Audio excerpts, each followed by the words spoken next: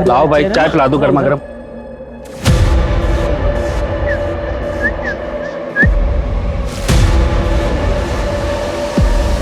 क्या भाई हैं? आया कि नहीं मजा? अरे कहाँ मजा आया यार। चल बताता हूँ, चाय पीते हैं। पसंद नहीं आई क्या? अच्छी थी यार, लेकिन उसकी जैसी बात नहीं थी। मजा तो सिर्फ उसी के साथ आता है। अच्छा। अरे भाई दो चाय बनाना। और गुरदीप क्या हाल है? सब बढ़िया है, बढ़िया। बैठो बैठो। हाँ बैठ। भाई चाय पिला दो इनको, आ जाओ। भाई आते वक्त एक पटाखा से मुलाकात हो गई थी। अच्छा। भाई यकीन नहीं मानेगा, अप्सरा थी अप्सरा। मर्द को छू लेना तो स्वर्ग पहुंचा दे ऐसी थी वो। वैसे तेरी अप्सरा का नाम क्या है? ममता। चंडीगढ़ वाली ममता? उस तेरी, तू कैसे जानता है उसे? अरे वो ममता को तो मैं भी जानता हूँ भाई, अप्सरा नहीं है, जादूगरनी है, जादूगरनी। मैं जब भी चंडीगढ़ जाता हूँ ना, उसी के पास तो जाता हूँ। एक दिन की जगह 2 दिन। जन्नत। अब की बार जाऊंगा ना तो पूछूंगा उससे, सबके साथ ऐसा करती है? काम है उसका मनदीप, अक्सर मजबूरी में ना सब कुछ कर लेते हैं लोग, समझा?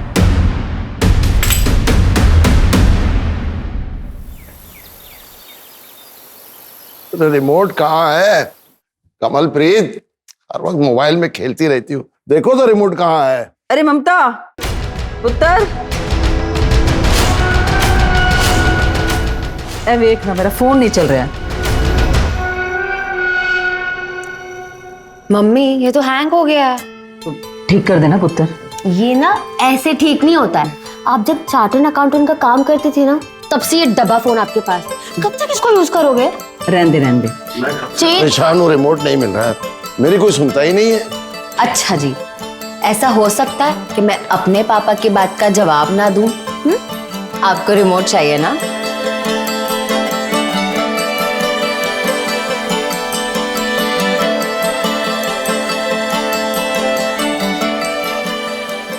बताओ, ये पुलिस में थे, सामने रखा हुआ रिमोट तो मिलता नहीं तुमसे, बाकी केस क्या खाक सॉल्व करते थे तुम?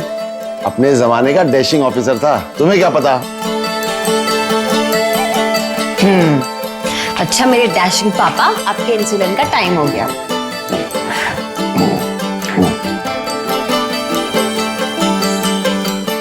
बेटा तू भी ध्यान से लंच के बाद अपना इंसुलिन का इंजेक्शन ले लेना, ठीक है? हाँ पापा ले लूंगी। हाँ। चलो अब मैं निकलती हूँ, मुझे बहुत लेट हो रहा है। ठीक है, बाय। हाँ बाय पुत्र। और पहुंच के फोन करो। हाँ पापा।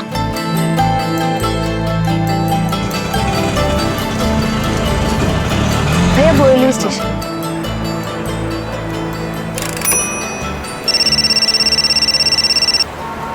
हेलो अमृता, बोलो। ममता मैम कहाँ हैं आप? आप जल्दी ऑफिस आइए। मुझे आधा पौना घंटा लगेगा। क्यों, क्या हुआ, कोई बात? हाँ मैम, हरीश सर बहुत गुस्से में हैं। बोल रहे हैं अकाउंट्स में बड़ा झोल हुआ है। आप प्लीज जल्दी ऑफिस आइए। हाँ ठीक है। ममता मैं सब कुछ बर्दाश्त कर सकता हूँ, लेकिन कोई मुझे चीट करे ये मैं बिल्कुल भी बर्दाश्त नहीं करूंगा। सर मैंने कुछ नहीं। बिना तुम्हारे इन्वॉल्वमेंट के ये पॉसिबल ही नहीं है। सर मैं सच कह रही हूँ। सैलरी कम थी तुमको? सैलरी कम थी तो कोई और जॉब करती। कहाँ है मेरे पैसे? कहाँ है मेरे पैसे? मुझे इसकी पूरी रिपोर्ट चाहिए, और मुझे जरा से भी शक हुआ ना तुमने मेरे पैसों पे ऐश की है तो माफ नहीं करूंगा तुमको मैं। आओ आओ।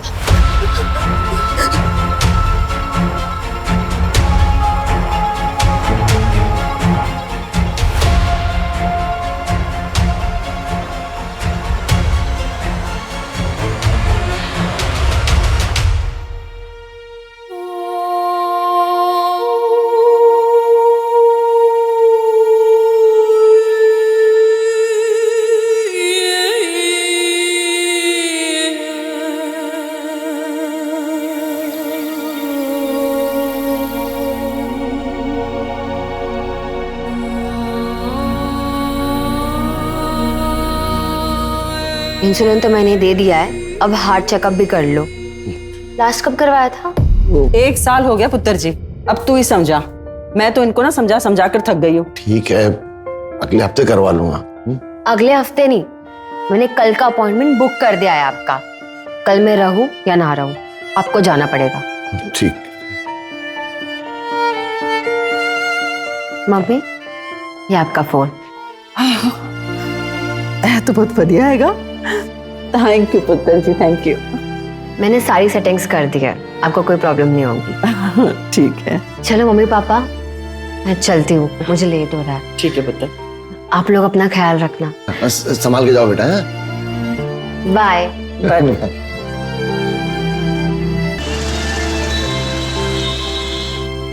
The number you are trying to call is currently switched off. Phone क्यों नहीं लग रहा है? फोन लगा क्या उसका? स्विच ऑफ आ रहा है। कहाँ रह गई होगी वो? रोज तो 8 बजे आ जाती घर पे। अच्छा तुम घबरा मत, वो ऑफिस का लैंडलाइन नंबर है ना, हाँ। वहाँ लगाओ, पता करो। हो सकता है काम ज्यादा ऑफिस में तो रुक गई हो। हेलो, आप क्या जो सी है ना ममता? हाँ, उसकी मम्मी बात कर रही हूँ मैं। ममता है ऑफिस में? नहीं मैडम, आज ममता मैडम तो आई नहीं। क्या? क्या हुआ, क्या कह रहे हैं? वो तो कह रहे कि वो आज ऑफिस ही नहीं आई। इंद्रजीत को फोन लगा, उसका जो असिस्टेंट है ना, उससे बात करो। नहीं आंटी, हमें लगा कि ममता मैम घर पर ही होंगी। अंकल के हार्ट का चेकअप था तो इसलिए लगा कि उन्होंने छुट्टी ली होगी। लेकिन बेटा चेकअप तो कल है। ठीक है आंटी, मैं बाकी सबसे बात करके देखता हूँ ऑफिस में, और आप बिल्कुल फिक्र मत कीजिए, मैं अभी आपके पास आ रहा हूँ।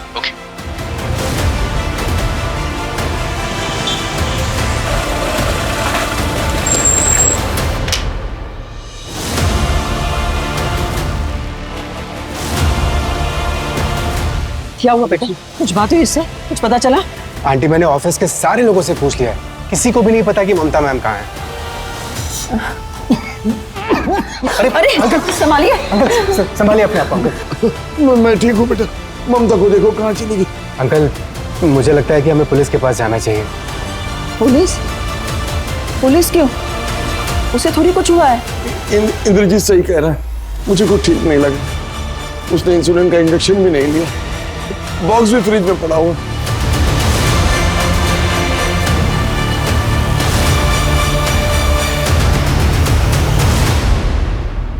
आज सुबह ही निकली थी घर से, पर अभी पता चला कि ऑफिस भी नहीं पहुंची। सर, हमें तो लगा था कि घर पर ही होंगी। हो सकता है किसी दोस्त के यहाँ गई, सुबह तक वेट कीजिए। चार्टर्ड अकाउंटेंट है सर वो, ऐसे बच्चों जैसी हरकत वो कभी नहीं करेगी। कहाँ काम करती है? ओपन स्टार कॉस्मेटिक्स में सीए। कोई बॉयफ्रेंड वगैरह? नहीं, ऐसा नहीं है, वरना हमें पता होता, वो हमसे कुछ नहीं छुपा दे। हम दोनों की देखभाल और उसका अपना काम, बस इसी में बिजी रहती है। इतनी देर तक वो आज तक कभी नहीं रुकी बाहर, कम से कम हमें बिना बताए तो कभी नहीं। तो कहे कुछ।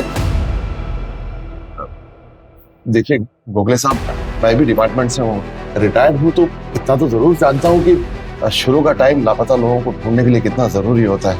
अब प्लीज आप मेरी बेटी को ढूंढिए, उसने इंसुलिन का इंजेक्शन भी नहीं लिया, पता नहीं कहाँ होगी, किस हाल में होगी। कमलेश जी, आप फिक्र मत कीजिए, मैं अभी पेट्रोलिंग टीम को इन्फॉर्म करता हूँ, और अगर आप लोगों को कुछ पता चलता है तो हमें बताइए। पाटिल, कंट्रोल रूम को फोन करो और एक टीम से पूरा एरिया सर्च करो। सर, आप लोग घर जाइए।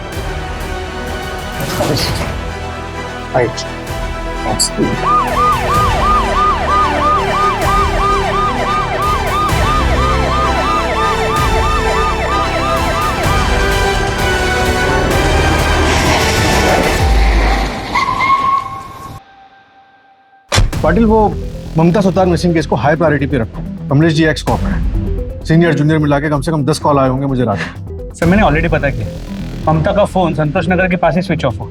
संतोष नगर वही एरिया जहाँ वो रहती है? जी सर, डिटेल कॉल रिकॉर्ड भी मंगाया है। उसके घर से लेकर ऑफिस तक का रूट चेक करो, रास्ते में कई सीसीटीवी होंगे, सबको खंगालो। मुझे उसकी कल की हर एक मूवमेंट की रिपोर्ट चाहिए। सर,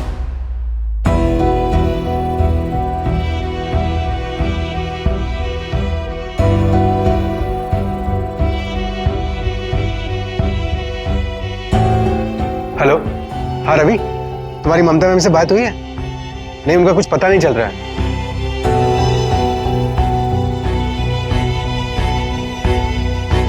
सर, ममता के घर से बोरीवली स्टेशन के बीच 3 सीसीटीवी कैमरास के फुटेजेस मिले। ये देखिए, इन तीनों फुटेजेस में वो बोरीवली स्टेशन की तरफ जाते हुए नजर आई, लेकिन सर उसने स्टेशन एंटर नहीं किया। बोरीवली स्टेशन के सभी सीसीटीवी कैमरास के फुटेजेस को खंगाला, कहीं नजर नहीं है, और बैंड्रा में उतरते हुए भी नजर नहीं है।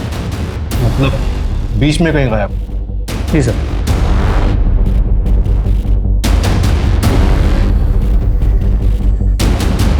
ऐसे कैसे गायब हो गई? बोरीवली और बैंड्रा के बस स्टॉप और ऑटो स्टैंड सब जगह पता करो। पता करो वो बोरीवली से बैंड्रा कैसे गई थी, बस, ऑटो या कैब? जी सर, मैं टीम्स लगाता हूँ। शुरुआत उसके ऑफिस से करते हैं।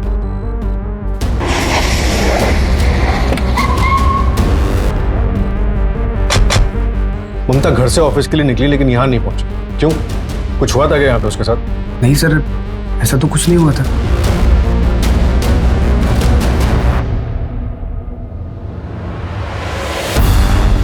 मुझे पिछले 1 महीने के ऑफिस की सीसीटीवी फुटेज चाहिए। जी बिल्कुल। कोई वर्क प्रेशर?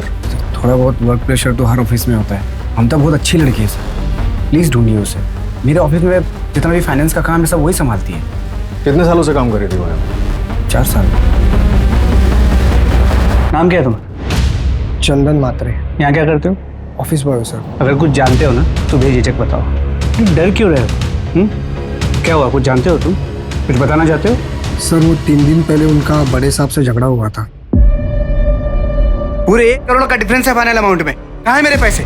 सब मैंने कुछ नहीं किया, मुझे नहीं पता ये सब। मुझे नहीं पता, ये सुनने के लिए नहीं बुलाया तुमको मैंने।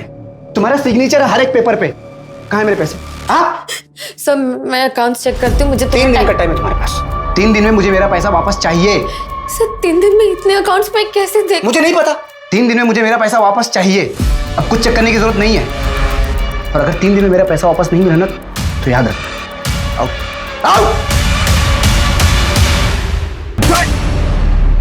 सर मैंने कुछ नहीं किया है, उल्टा ममता मेरा 1 करोड़ लेके भाग गई है। इसीलिए उसको गायब करा दिया। हाँ, कहाँ है वो? सर मुझे नहीं पता कहाँ है वो। कंपनी अकाउंट में फ्रॉड करके 1 करोड़ का भागी है। आपसे ज्यादा मुझे फिक्र है उसकी। जब हमने तुझे ऑफिस में पूछा था तब क्यों नहीं बताया? सर आप लोग सामने से आए तो मैं डर गया था, सोचने का वक्त नहीं मिला। मेरे पास ऐसी कोई वजह नहीं है उसके साथ कुछ करने की सर। 1 करोड़ रुपए बहुत बड़ी वजह होती है किसी को गायब कराने के लिए। सर इसलिए तो मैं बोल रहा हूँ मैंने कुछ नहीं किया उसके साथ। और अगर फिर भी आपको लगता है कि मैंने उसके साथ कुछ किया है तो साबित कीजिए, चढ़ा दीजिए फांसी मुझे।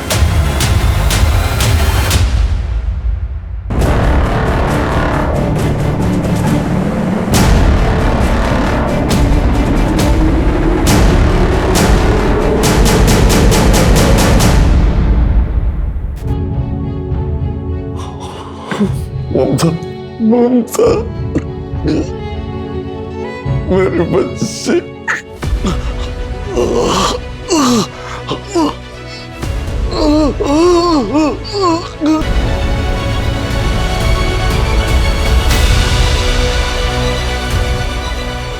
डॉक्टर साहब क्या कंडीशन है उनकी? 2D को टेस्ट के मुताबिक 90% ब्लॉकेज है, अर्जेंट ऑपरेट करना पड़ेगा।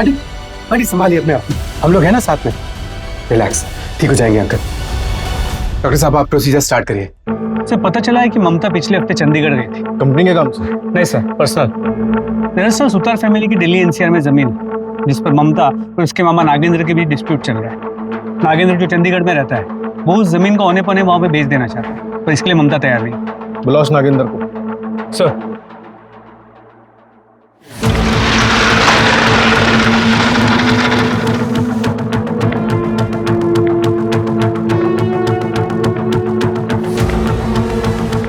ममता का ये आप मुझसे पूछ रहे हैं? यही जानने के लिए तो मैं आया हूँ यहाँ।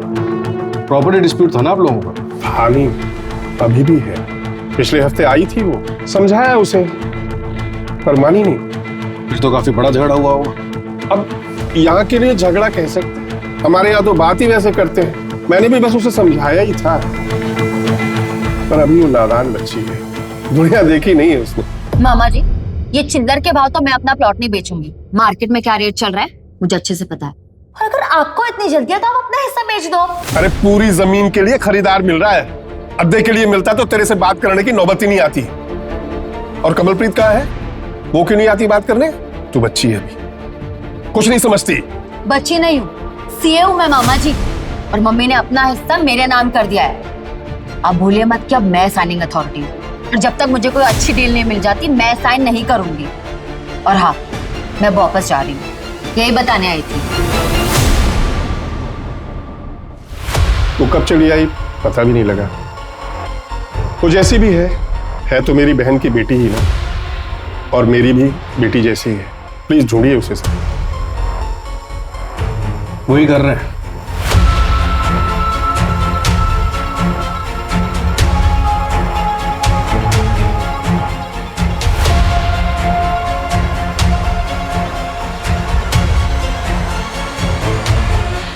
सर ममता का फोन स्विच ऑफ होने से पहले उसे 2 नंबर से मिस्ड कॉल आए थे। पहला उसके ऑफिस के लैंडलाइन नंबर से, लेकिन ये उनके रिसेप्शन एरिया का लैंडलाइन नंबर नहीं है, बल्कि एक दूसरा लैंडलाइन नंबर है जो किसी भी सीसीटीवी कैमरा में कैप्चर नहीं होता। पता नहीं सर, शायद ममता मैडम से किसी ने अपडेट लेने के लिए कॉल किया हो। लेकिन सर आप जो टाइम बता रहे हैं 8:10 का, ऑफिस में तो 8:30 से पहले कोई आता ही नहीं है। क्या ऑफिस में सबसे पहले कौन आता है? सर उस दिन मुझे नहीं मालूम मेरे से पहले कोई आया था यार। वैसे ऑफिस की चाबी तो मेरे पास ही होती है, अब किसी के पास डुप्लीकेट होगी तो आइडिया नहीं। बिना हमारी परमिशन के तुम शहर के बाहर नहीं जा सकते। ठीक है सर। समझ में नहीं आ रहा है चल क्या रहा है। ममता को आखिरी बार बोरीवली स्टेशन के पास देखा गया था और उसके बाद चलते चलते वो कहाँ गायब हो गया। दूसरा कॉल कहाँ से आया था? सर ओडिशा के एक नंबर से आया, लेकिन वो नंबर ट्रेस नहीं हो पा रहा। ममता के गायब होने से पहले उसे एक अननोन नंबर से कॉल आया और कॉलर ट्रेस नहीं हो पा रहा। कौन हो सकता है?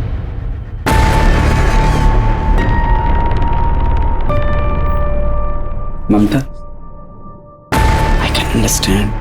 तुमने जो किया सो ओके यार। तुम्हारे लिए 1 करोड़ तो क्या मैं 10 करोड़ भी न्यौछावर कर सकता हूँ। But you know office staff के सामने थोड़ा करना पड़ता है। अकेला नहीं हूँ ना, पार्टनर भी है ना, तो ये थोड़ा। सर छोड़िए सर, मुझे दर्द हो रहा है sir. I am sorry sorry.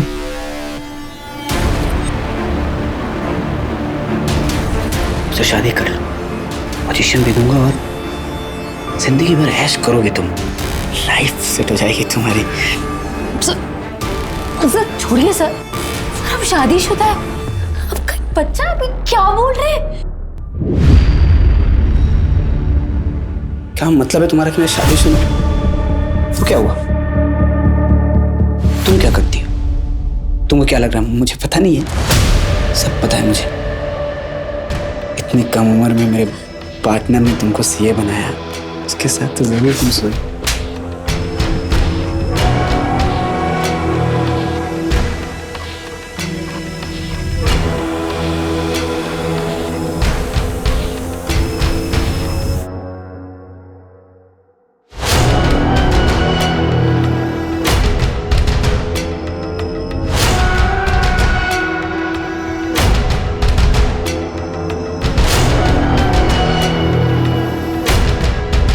सुना है कि ममता आज जा ढाबे के पीछे 101 पे है।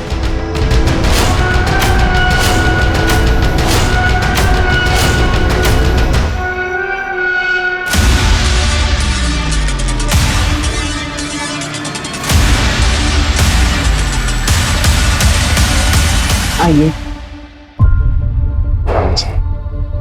आप बैठिए, मैं 10 मिनट में जाके गर्मा गर्म खिचड़ी बना के लाती हूँ, फिर आप खा के अपने कमरे में जाके आराम कर लें।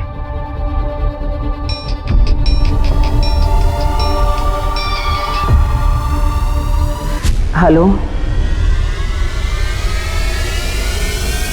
मम्मी। ममता।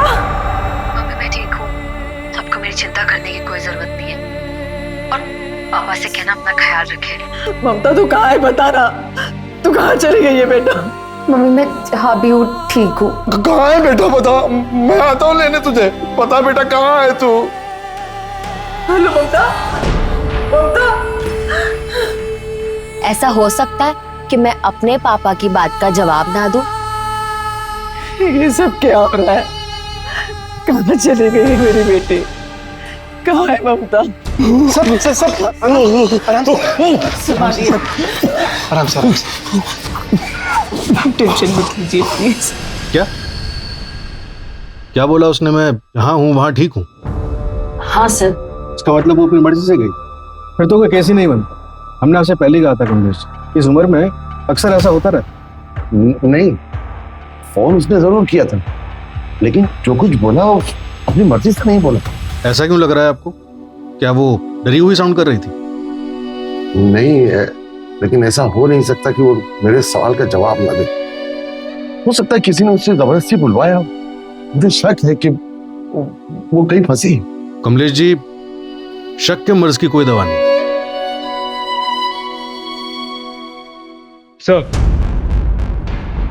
सर नंबर ट्रेस हो गया, नया नंबर चंडीगढ़ में एक्टिव है। चंडीगढ़ में आपकी कमलेश जी, ममता बालिग है, अपनी मर्जी से कहीं गई, और आप तो अच्छे से जानते हैं कि ऐसे में पुलिस भी कुछ नहीं कर सकती। अब गोखले साहब, मैं जानता हूँ, अपने पुलिस की सर्विस के दौरान मैंने ऐसे कई केसेस देखे हैं जिसमें पुलिस को गुमराह करने के लिए बहुत से फेक कॉल्स किए गए। अब मैं सिर्फ ये जानना चाहता हूँ कि ममता सही सलामत है या नहीं। उसके बाद मैं कभी आपको परेशान नहीं करूंगा, न एक रिटायर्ड पुलिस ऑफिसर की हैसियत से और न ही एक मजबूर बाप की हैसियत से।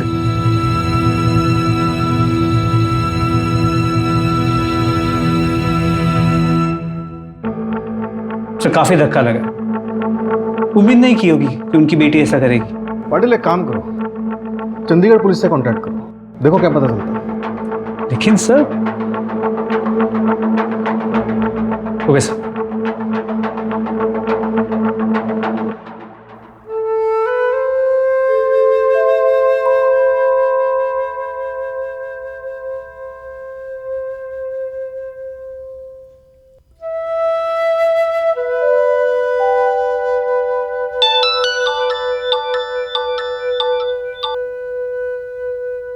आंटी जी, मैं अपने घर आया हूँ, आप बिल्कुल फिक्र मत कीजिए, मैं कल अंकल जी को चेकअप के लिए ले जाऊंगा।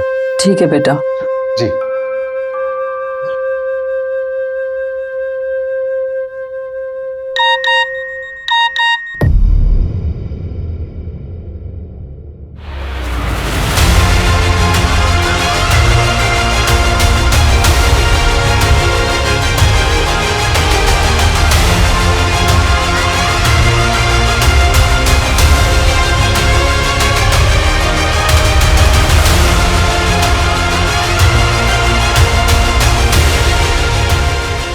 ये सब क्या कर रही है? वो वापस ना आए तो ही ठीक है। अच्छा हो उसने ये सब यहाँ नहीं किया। छी! नहीं, ये सच नहीं है, ये फोटो सच नहीं है। मेरी ममता ऐसा नहीं कर सकती, मेरी बेटी ऐसा कर ही नहीं सकती, ये सच नहीं है, ये सच नहीं है। समझ में नहीं आ रहा या आपको दिखाई नहीं दे रहा है? ये क्या है? हमारी बेटी प्रोस्टिट्यूट बन गई है। मुझे तो सोच कर भी घिन आती है। गलत सोच रही हो तुम, आप सब गलत सोच रहे हैं। ढूंढ के नहीं, उसे ममता ऐसा नहीं कर सकती, मेरी बेटी ऐसा नहीं कर सकती।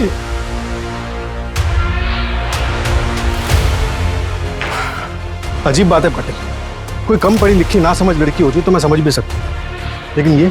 जी सर, समझ के बाद एक सीए होने के बावजूद ममता ऐसा काम क्यों कर रही है? जैसा दिख रहा है वैसा है नहीं पाटिल। चंडीगढ़ निकलने की तैयारी करो, देखे तो ये जगह आखिर है कहाँ, और ये फोटोग्राफ जिस नंबर से इंद्रजीत को आया था उसे ट्रैक करो। सर,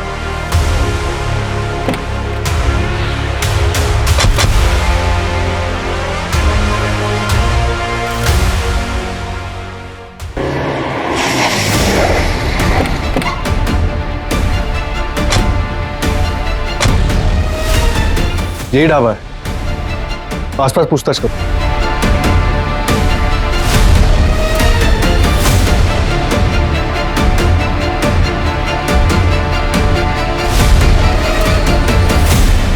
इसे देखें। सब उधर जी, उधर पाटिल। अरे साहब, ये तो ममता है, अभी उसे एक ड्राइवर लेके गया, मोटा पैसा दिया था उसने। कौन सा ड्राइवर? ममता कहाँ है बेटा तू? यस माय डैशिंग पापा, आप मुझे बुलाओ और मैं ना आऊं, ऐसा हो सकता है? मैं आपको छोड़कर कभी नहीं जाऊंगी। ये लीजिए पानी पीछे।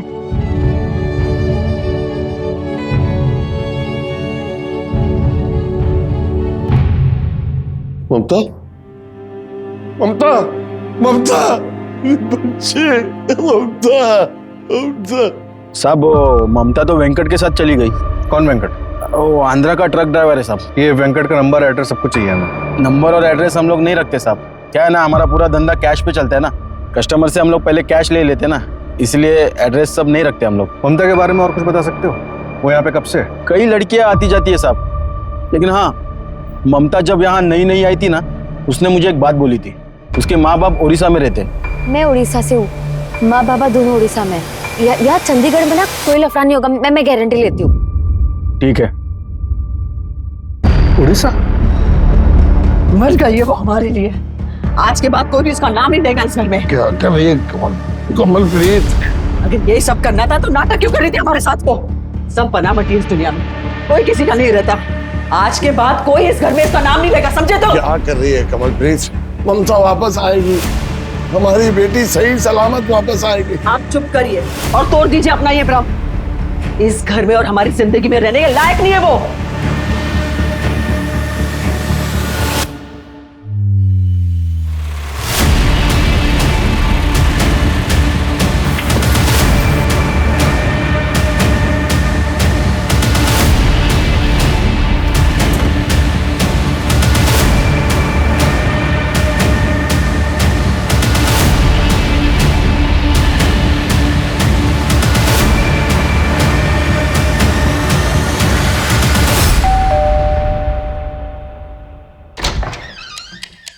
नमस्ते जी, क्या ये ममता का घर है? नहीं, मर गई वो हमारे लिए। और निकल जाओ यहाँ से। पाजी पाजी पाजी, आप कौन? जी अंकल जी, मैं गुरदीप चंडीगढ़ में मिला था ममता से। क्या ममता है घर में? बस अभी ये दिन ही देखना बाकी था। जरकी ने ये दिन भी दिखा दिया। इसके कस्टमर्स घर आने लगे, अब आप ही झेलो। अंकल जी आइए, अंदर आइए आप। पाजी पाजी, बताइए ना, कहाँ है मेरी ममता? आप मिले थे ना चंडीगढ़ में उससे, कहाँ है बताइए ना। अंकल जी, मैं भी उसी को ही ढूंढ रहा हूँ। साहब जी मैंने कुछ नहीं किया। साहब जी मैंने कुछ नहीं किया। साहब जी मैंने कुछ नहीं किया। साहब जी बोलता हूँ, साहब जी मैं ममता से प्यार करता हूँ। पता नहीं अचानक से वो कहाँ चले गए साहब। यहाँ कैसे पहुंचा? साहब मैंने चंडीगढ़ में सुना कि मुंबई की पुलिस ममता को ढूंढने आई थी, तो वहां से पता चला कि उसका पूरा नाम ममता सुतार है और वो मुंबई की रहने वाली है। तो मुंबई चला आया साहब, 20 दिन लग गए साहब उसका एड्रेस ढूंढने में। ये देख, 23 नवंबर 2022 से गायब है ममता। आखिरी बार कब मिला था उससे? ये किसकी फोटो है साहब? ये मेरी ममता की तरह साहब। देख, मेरे साथ नाटक किया ना तो सारे कल पुर्जे खोल दूंगा तेरे ट्रक की तरह यहीं पर। ये कौन सा खेल खेल रहे हो साहब आप मेरे साथ? मेरी ममता की तरह साहब, मेरी ममता को ढूंढिए। ये देखना, ये कौन है? ये मेरी ममता की फोटो नहीं है साहब जी, ये नहीं है मेरी ममता। मेरे पास उसकी फोटो है, वो सबसे अलग है साहब, ये वो नहीं है।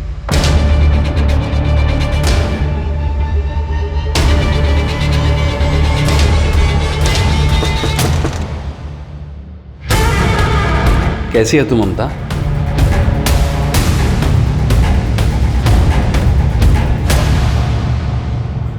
चलिए साहब। नहीं नहीं, रहने दे, बैठ इधर, बैठना। तुझसे बात करना अच्छा लगता है मुझे। पर पैसे पूरे लूंगी मैं। हाँ तो मैं काम ना कर, पूरे दे दूंगा। वैसे एक बात बता, ये जो तू कर रही है तुझे अच्छा तो नहीं लगता होगा? चलेगी मेरे साथ? शादी करूंगा तुझसे, खुश रखूंगा तुझे, चलेगी? अच्छा, आप जैसे ना बहुत कस्टमर आते हैं यहाँ। एक रात के बाद सीधा शादी की ही बात करते हैं। मैं अलग हूँ ममता, मैं पहले तुमसे शादी करूंगा, बाकी सब बाद में। सोच कर बताती हूँ। ठीक है, वैसे कहाँ से हो तुम? पहले शादी तो कर ले, फिर सब बताती हूँ। ये भी सही है। पाटिल, हमें घुमाया जा रहा है। किसी ने जानबूझ के प्रोस्टिट्यूट ममता वाला चक्र भी हमारे सामने रचा, जिससे कि ये पूरा का पूरा केस उलझ के रह गया। लेकिन सवाल ये है कि चंडीगढ़ वाली ममता अगर हमारे केस वाली ममता नहीं है तो वो कहाँ है? पर ममता सुतार वो कहाँ है? वैसे सर ये पॉसिबल है कि शायद वो खुद ही कहीं चली गई, या फिर शायद ये गुरप्रीत झूठ बोल रहा है। पाटिल, अब वक्त आ गया कि हम शायद शब्द को इस केस से बिल्कुल हटा दें।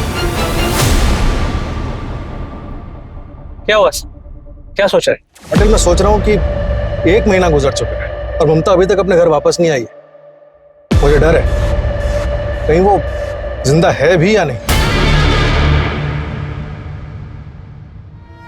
कितनी बार कहा था तुझसे, हमारी बेटी ऐसा नहीं कर सकती। कितना श्राप दिया था तूने उसे, पता नहीं बेचारी किस हाल में होगी। ममता, मम्मी ममता, मम्मी मैं ठीक हूँ, आपको मेरी चिंता करने की कोई जरूरत नहीं है। और पापा से कहना अपना ख्याल रखे। पता बेटा कहाँ है तू? सर पहले चंडीगढ़ से एक कॉल आया और फिर चंडीगढ़ के ढाबे के ये फोटोज। पाटिल, हो सकता है कि ये सब एक फर्जी कहानी हो। ममता गायब होने के बाद शायद चंडीगढ़ गई ना हो। मतलब ये कॉल, ये फोटोज सब फर्जी हो। तो यू मीन साइबर क्राइम? लेकिन सर हमारी साइबर टीम ने चेक किया है, कोई टेम्परिंग नहीं हुई है। आईटी स्पेशलिस्ट को बुलाओ। सर चिराग, एक काम करो, ये पाटिल का एक ऐसा फोटो बनाओ जिसमें वो मॉरिशियस में।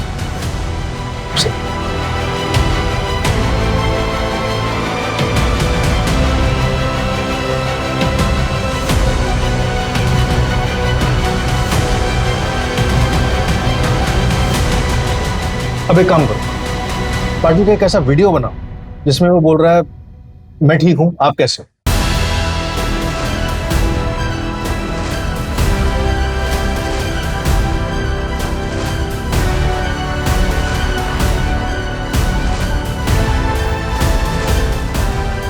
मैं ठीक हूँ, आप कैसे हैं? सर ये तो हाँ पाटिल, नए जमाने की advance technology, AI, artificial intelligence गलत हाथों में पड़ गया तो ऐसा हो सकता है किसी का भी फोटोग्राफ ऑफ कर सकते हैं या फिर किसी की भी वीडियो बना सकते हैं, और भी न जाने क्या क्या कर सकता है ये एआई।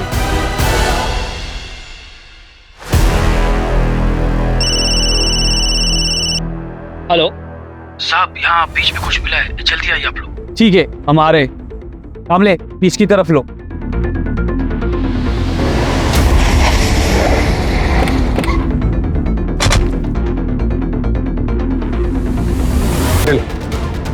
पता करो ये माजरा क्या है। सर हेलो, क्या? ओके सर, ममता का बॉस एब्सकॉन्डिंग है। मुंबई की ममता सुतार को लापता हुए आज 35 दिन हो गए। कहा जा रहा है कि अलीबाग में जो डेड बॉडी के टुकड़े मिले हैं वो ममता के हो सकते हैं। मुंबई पुलिस को इस केस के तार चंडीगढ़ और ओडिशा से जुड़े हुए लगते हैं। बता दें कि 23 नवंबर को ममता सुतार अपने घर से ऑफिस के लिए निकली थी और बीच रास्ते में रहस्यमयी ढंग से लापता हो गई। पुलिस अब भी इस पहेली का खुलासा नहीं कर पाई है कि आखिर एक लड़की क्यों अचानक अपने बूढ़े माँ बाप को छोड़कर चली गई। Hi guys, welcome to my channel. So आपको पता है अभी मैं आई हूँ बोरीवली और यहाँ से मैं ऑटो पकड़ के जाऊंगी नेशनल पार्क और वहाँ से जाऊंगी कन्हेरी केव्स। यस, आप लोगों को कन्हेरी केव्स के बारे में पता है? डोंट वरी, मैं आपको बता रही। कन्हेरी केव्स है सी लेवल से 1500 फीट ऊपर। सो मैं आपको ये सब बताने वाली हूँ लाइव अपने चैनल पर। सो स्टे ट्यून, सी या। सर मैंने वो ऑडियो और ममता के फोटोज भी चेक किए हैं। जिसने भी ये बनाया बहुत टेक्निकली स्ट्रांग है, क्योंकि ये बहुत प्रोफेशनल तरीके से बना है। देखकर बता पाना ये मुश्किल है कि ये एआई जनरेटेड है या असली। पाटिल, अब इस खेल के खिलाड़ी को उसी के मोहरे से मात देने का वक्त आ गया। ये खेल चंडीगढ़ में शुरू हुआ था, जहाँ ममता का मामा भी रहता। सर ये चिराग, जिस तरह उसने फोटोज को मॉर्फ किया है, कितनी आसानी से हम किसी का आइडेंटिटी चुरा सकते हैं। आजकल एआई से कुछ भी पॉसिबल है पाटिल। सर मुझे आपको कुछ बताना था। मुझे ममता सुतार केस के बारे में बताना था। सर ये वीडियो मैंने 23 नवंबर को शूट किया था और जब मैंने एडिट किया तब मैंने इस लड़की को दिखाई। और यहाँ से मैं ऑटो पकड़ के जाऊंगी नेशनल पार्क और वहाँ से जाऊंगी कन्हेरी केव्स। यस, एक मिनट, थोड़ा पहले। कन्हेरी केव्स है सी लेवल से 1000 सिल्वर एमपीवी, इसके नंबर से इसकी सारी डिटेल्स निकलवाओ जल्दी। और आपको जब इस केस के बारे में पहले से पता था तो आप पहले क्यों नहीं आए हमारे पास? सर मैं लंदन गई थी, कल ही वापस आई और जब मैंने न्यूज में इस लड़की को देखा तब मुझे उसका चेहरा याद आया। सर वो गाड़ी किसी आसिफ कपड़िया के नाम पे रजिस्टर्ड है। मूव।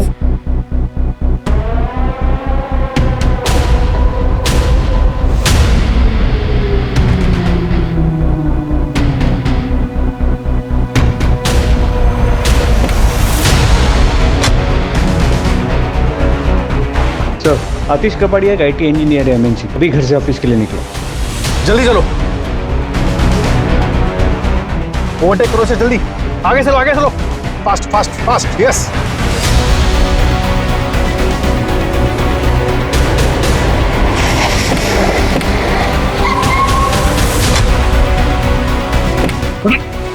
अरे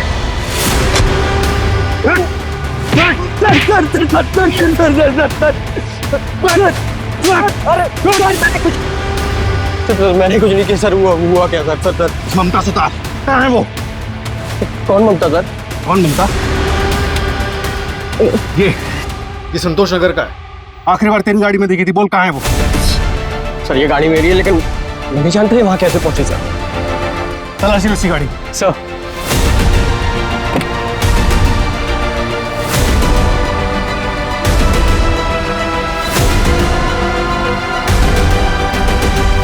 सर, ये लड़की के बाल में फॉरेंसिक के लिए भेजो और ममता के माँ बाप से इसका DNA मैच करवाओ। इसी गाड़ी सीज करो और इसको अंदर करो। बेटा आसिफ, तू तो लंबा गया। चल चल।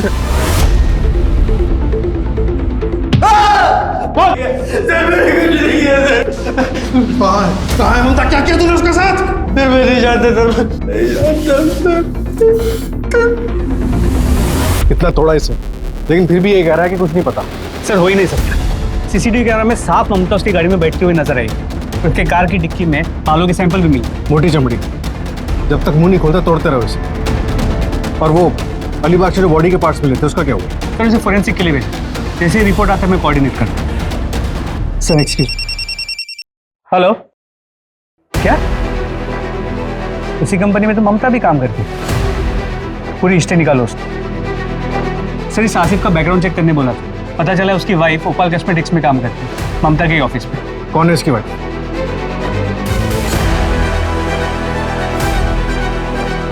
तुम्हें क्या लगा अपने पति की कार यूज करोगी तो पकड़ी नहीं जाओगे?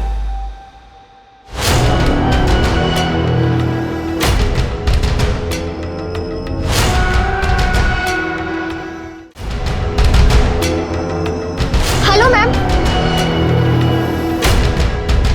तुम यहाँ? मैम मैं ऑफिस ही जा रही थी, चलिए साथ में चलते।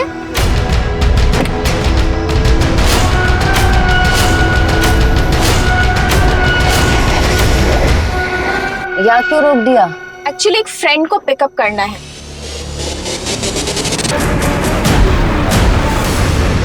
और जाहिर है कि ये सब तुमने अकेले नहीं किया, कोई था तुम्हारे साथ जिसने तुम्हारी मदद की थी। या फिर यूं कहें कि असली मास्टरमाइंड वो था जिसने सारा खेल रचा। किसके अकाउंट में पैसे ट्रांसफर किए थे तुमने? कौन है वो? इसको IT और AI का अच्छे से यूज करना आता है। बताओ। वी आर सॉरी, आपकी बेटी ममता का मर्डर हो चुका है। अंकल जी संभालिए अपने आप को। ममता के साथ ऐसा नहीं हो सकता। लेकिन सर, ममता मैम का मर्डर किया किसने? नाटक खत्म हो गया, चले। चल। सर, तुमने मारा मेरी बेटी को। तुमने मारा। संभालिए अपने आप को।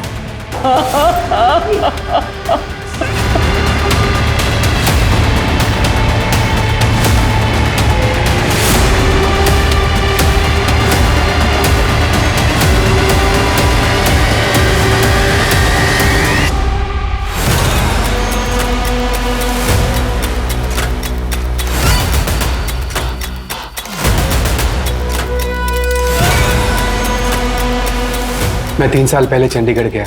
वहाँ मेरी मुलाकात उस धंधे वाली से हुई। जब मैंने ममता को मारने का प्लान किया तो मुझे उसकी याद आई। सेम नेम का फायदा उठाया मैंने। वो ममता कहाँ है अब? वो मुझे नहीं पता सर, अपने किसी कस्टमर के साथ गई होगी। ममता सुतार का मर्डर कैसे किया? मैंने पहले ही पता लगा लिया था कि ममता किस रास्ते से आती और जाती है, और ये भी देख लिया था कि उस रास्ते पे कहाँ CCTV नहीं है। अमृता उसी जगह अपने पति की गाड़ी में ममता का वेट कर रही थी। Hello ma'am. अमृता, तुम यहाँ क्यों रोका? मारा क्यों उसे? नहीं मारता तो वो 3 दिन बाद मुझे जॉब से निकाल दी थी। क्यों? क्योंकि मैंने अकाउंट में घपला किया था और ममता को इस बात का पता चल गया था। वो मुझे नौकरी से निकालने वाली थी। मैं क्या करता? ऑफिस छूट जाता, अमृता छूट जाती। हम किसी भी कीमत पर एक दूसरे से अलग नहीं होना चाहते थे। मैम प्लीज, आप सर से कुछ मत कहना। मुझे उन पैसों की सख्त जरूरत है मैम। आप प्लीज कुछ बहाना मार देना ना।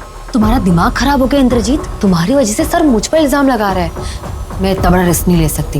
मैं डॉक्यूमेंट्स निकाल रही हूँ और 2 दिन में सर को बता दूंगी। तुम्हारे पास 2 दिन का टाइम है, या तो पैसे रिटर्न कर दो वरना अपना सामान पैक कर लेना।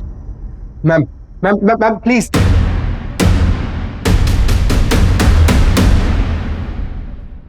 तूने उन बूढ़े माँ बाप की भावनाओं के साथ भी खिलवाड़ किया। थोड़ी सी भी इंसानियत बाकी है तुझमें या मर गई है? पर मुझे बस अपनी नौकरी बचानी थी। मेरे माँ बाप भी बूढ़े हैं, मैं सबसे पहले उनके बारे में सोचूंगा ना। मुझे किसी और के माँ बाप से क्या लेना देना। इतनी चिंता होती है अपने बूढ़े माँ बाप की तो एक क्राइम नहीं करता। अब जेल में सड़ेगा तो कहां से रखेगा उनका ख्याल? ये सब कुछ क्राइम करने से पहले सोचना चाहिए था, क्राइम करने के बाद नहीं। इंद्रजीत ने जुर्म की शुरुआत महीनों पहले ही कर दी थी। वो कंपनी के अकाउंट्स में हेरफेर करता रहा और अमृता उसके हर काम पर पर्दा डालती रही। ममता उन दोनों के रिश्ते और कंपनी में चल रहे हेर फेर से पूरी तरह अनजान थी। वो नहीं जानती थी वो एक गलत आदमी को दूसरा मौका दे रही। इंद्रजीत ने इस मौके का इस्तेमाल किया और अमृता के साथ साजिश रचकर उसने ममता को बहुत बुरी मौत दी। इंद्रजीत चाहता तो अपने पहले अपराध की माफी मांग सकता था, लेकिन अपने छोटे गुनाह को छुपाने के लिए उसने एक बड़े गुनाह का सहारा लिया और अमृता ने उसके हर गुनाह में उसका बराबर साथ दिया।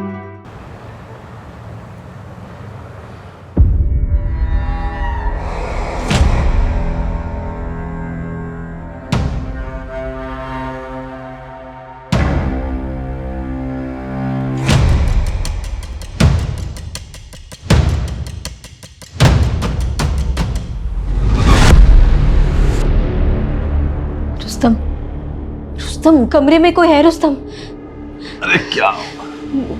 मुझे आवाज आई है किसी की, मैंने महसूस किया है। नादिया कौन है यहाँ? कोई भी तो नहीं है। ठीक, मैं बोल रही हूँ ना, मुझे महसूस हुआ है। तुम उठ के देखो ना। देखता हूँ।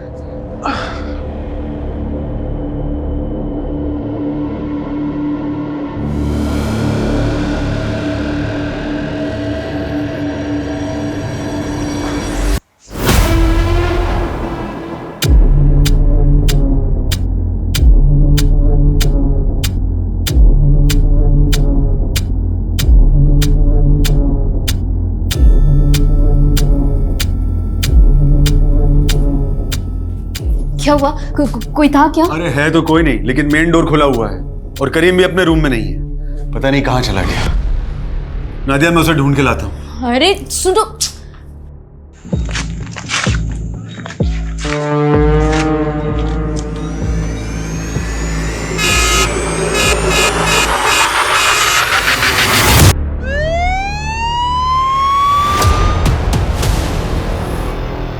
आराम से, थोड़ा सा दर्द होगा। आराम से आराम से।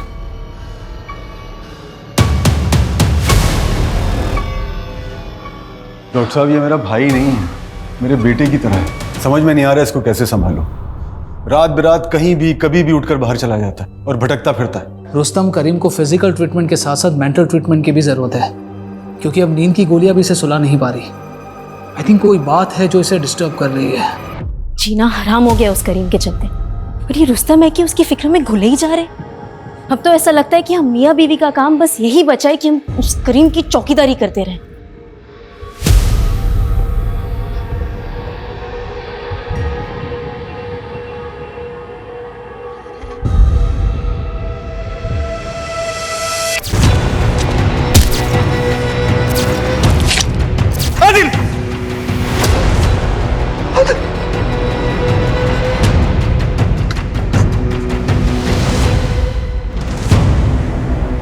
भाई आज जो सुमित सर ने बजाई है ना अनमोल की, यार मजा ही आ गया भाई। तेरी वाली आ गई। अरे क्या है इसकी वाली? हमारा शरीफ सवाल का कुछ बोल तो पाता नहीं है। चुप ना। लेकिन जो भी बोल, अपना भाई एक तरफा मोहब्बत की मिसाल। जिससे मोहब्बत करता है एक बार बात करने भी नहीं आती। अबे ओ, वो तो पढ़ाई चल रही है, वरना 2 मिनट लगेगा इसे सेट करने में। हाँ तो तू जो बोलेगा ना वो हार जाएंगे हम, बस तू करके दिखा। तो ठीक है, अगले 2 दिन में ये लड़की तुम्हारे भाई के बगल में होगी, देख लेना। आदिल, हाँ यह है तेरी ट्यूशन? अबू वो अबू बहुत आशिकी चढ़ी है। चल घर चल, मैं आशिकी निकालता हूँ। अबू चलो। अबू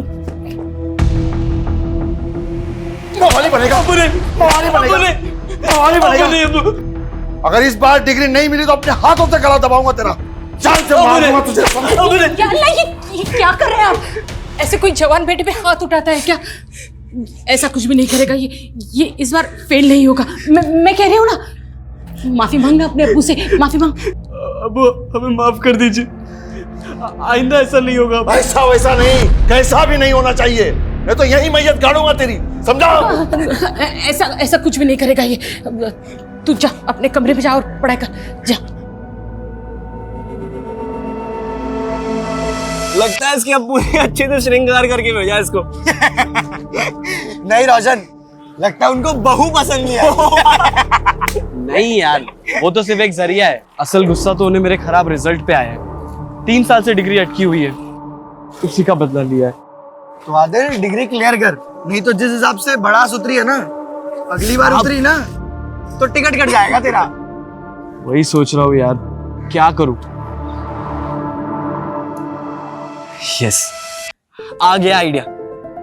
मायरा पढ़ाएगी अब मुझे।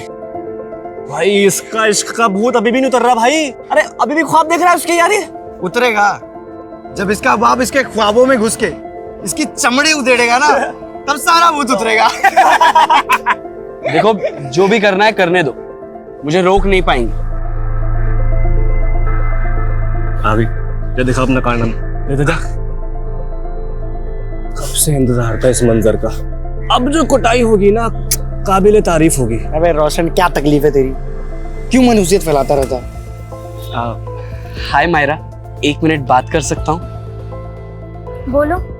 मायरा तुम मुझे केमिस्ट्री पढ़ाने में थोड़ी हेल्प कर सकती हो? अरे पर मैं तो खुद ही स्टूडेंट हूँ, तुम्हें क्या ही सिखा सकती हूँ? मायरा तुम तो टॉपर हो, मुझ जैसे बैक बेंचर को तो पढ़ा ही सकती हो। तुमने वो सुना है कि ज्ञान बांटने से बढ़ता है? देखो तुम मुझ जैसे गरीब की हेल्प कर दोगी तो तुम्हारा भी रिवीजन हो जाएगा ना। प्लीज मायरा।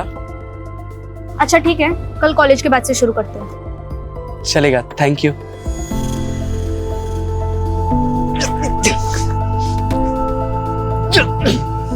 भाई तेरी ब्लैक वाली जैकेट तैयार रखना। क्यों? अबे तूने कहा था ना अगर मैंने इसे सेट कर लिया ना तो तू मुझे तेरी ब्लैक वाली जैकेट दे, तो तैयार रखना। क्या बोलता है? केमिस्ट्री पढ़ने में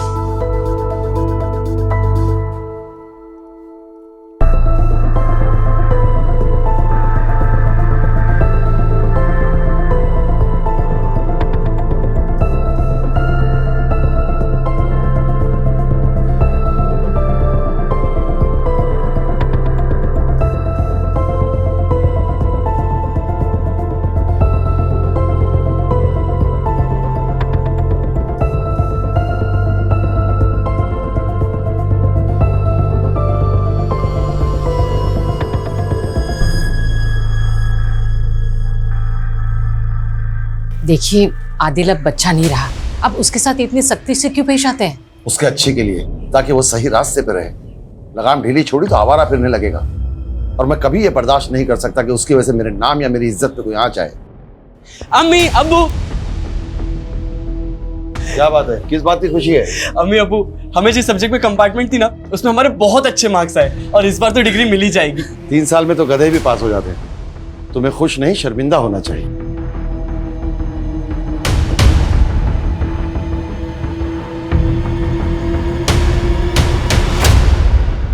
दिन भर अब्बू के ताने सुन सुन के हमें खुद से नफरत होने लगी है, लेकिन आज दुख का नहीं खुश होने का दिन है। लकी डे है मेरा।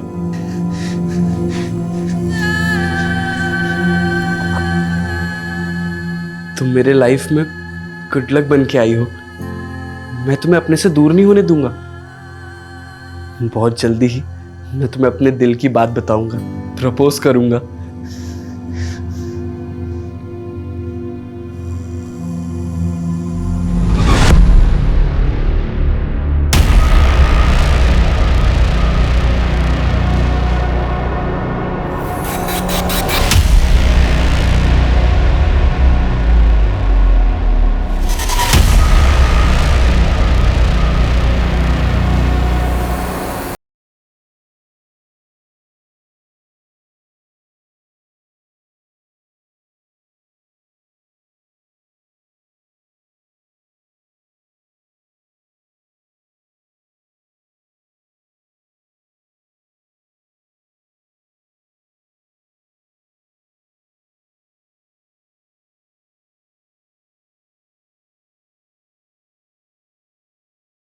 आदिल।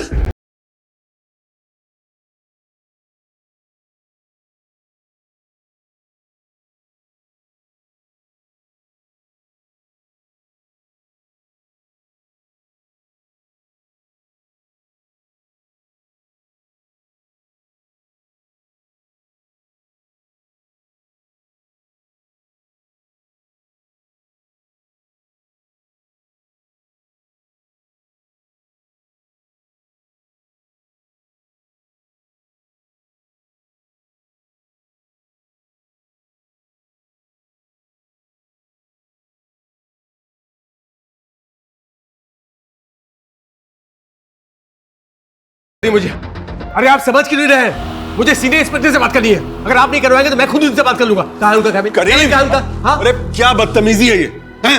इंस्पेक्टर साहब, ये हमारा छोटा भाई है। इसकी तरफ से हम माफी मांगते हैं। इसकी तबीयत बिल्कुल ठीक नहीं है। इसकी तबीयत नहीं, इसका दिमाग खराब है। आप देखो ना, ये कौन ऐसे सीधे हॉस्पिटल से ये सलाइन ड्रिप हाथों में लिए पुलिस स्टेशन आता है? अरे आप समझ क्यों नहीं रहे? मुझे उनसे कुछ बताना है उनको। क्योंकि जल्दी बात करिए। चुप रहिए, मुझे बताना है उनको, मुझे सीनियर इंस्पेक्टर से बात करनी है।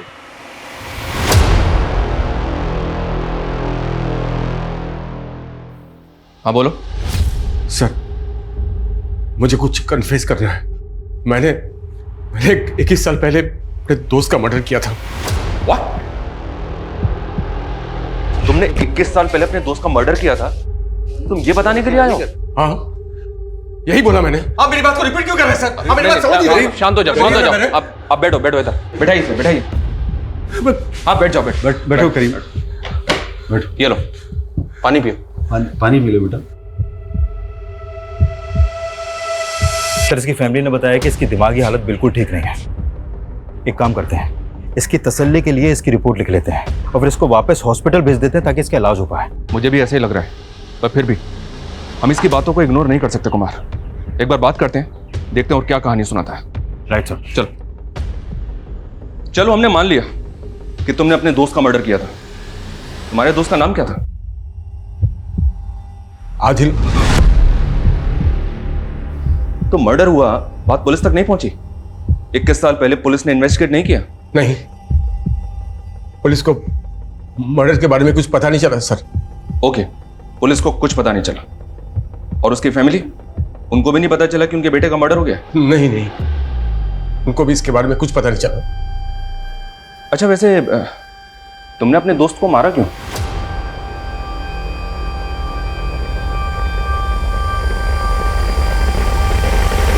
सर, ये कुछ भी बोल रहा है। 21 साल पहले एक आदमी गायब हो गया, उसका मर्डर हो गया। इसके बारे में ना तो पुलिस वालों को पता चला और ना ही उसकी फैमिली को। और जब इससे पूछा जा रहा है कि इसने क्यों मारा तो उसके पास कोई जवाब ही नहीं है। सर, ये हमारा समय बर्बाद कर रहा है और कुछ नहीं है। नहीं सर, मैं सच बोल रहा हूँ सर। मैं नहीं मारा आदिल को। नहीं, मैं बोल रहा हूँ। चुप, बिल्कुल चुप। सर, ये अपने होशो आवाज खो चुका है सर। इसको तो ये भी नहीं पता है कि ये कह क्या रहा है। आप तो इसके बड़े भाई हैं ना? जी। आप जानते किसी आदिल को जो इसका दोस्त था?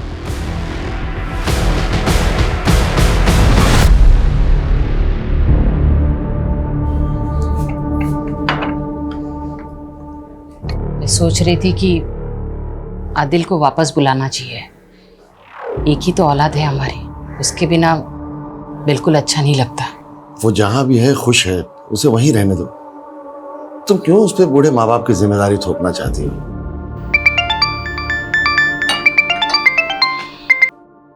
हेलो, कौन?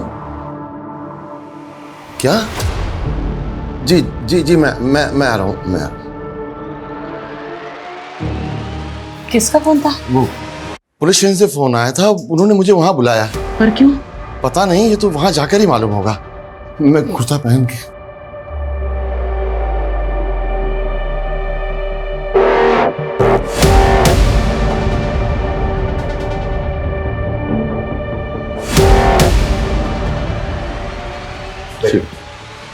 आदाब। जी आइए जमल साहब, बैठिए। जी शुक्रिया। कैसे हैं आप? जी मैं क्या बात है, क्यों बुलाया आपने मुझे? जमाल साहब, दरअसल आपके बेटे आदिल के बारे में कुछ बात करनी है आपसे। आदिल के बारे में? क्यों, क्या हुआ? वो ठीक तो है ना? हाँ, वो ठीक है, आप प्लीज घबराइए मत। रूटीन इंक्वायरी और कुछ नहीं। ओके, आदिल कहाँ है आजकल? बेंगलुरु में? लेकिन आप ये सब क्यों पूछ रहे हैं? उसका नंबर दे सकते हैं आप? हाँ जी हाँ। हाँ प्लीज। जी ये सर माजरा क्या है? हाँ जमाल साहब बताया ना आपको, रूटीन इंक्वायरी और कुछ नहीं। नहीं सर, फोन नहीं उठा रहा वो। सर वो ऑफिस में होगा, लेकिन बताइए ना सर क्या बात है? जमाल साहब आप प्लीज, आप बिल्कुल मत घबराइए, वो एकदम ठीक है, अभी आप जा सकते हैं।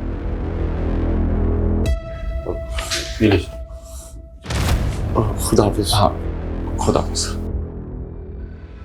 सर करीम कह रहा है कि उसने 21 साल पहले आदिल का मर्डर कर दिया था, लेकिन इनके हिसाब से तो आदिल सही सलामत है, बेंगलुरु में जॉब कर रहा है वो अभी।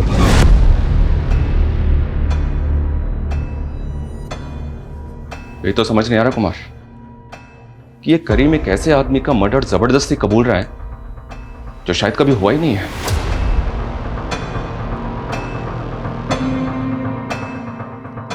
तुम्हारा दिमाग खराब हो गया है? एक बात मेरी ध्यान से सुन लो, 21 साल पहले कुछ नहीं हुआ। नहीं भाईजान, मैंने मारा आदिल को, मैंने कत्ल किया आदिल का। एक बात अपने दिमाग में बिठा लो, तुमने कुछ नहीं किया है, तुमने आदिल का खून नहीं किया है। मैंने नहीं मारा आदिल को, नहीं मारा आदिल को मैंने। तो किसने मारा आदिल को? किसने मारा? बिल्कुल चुप।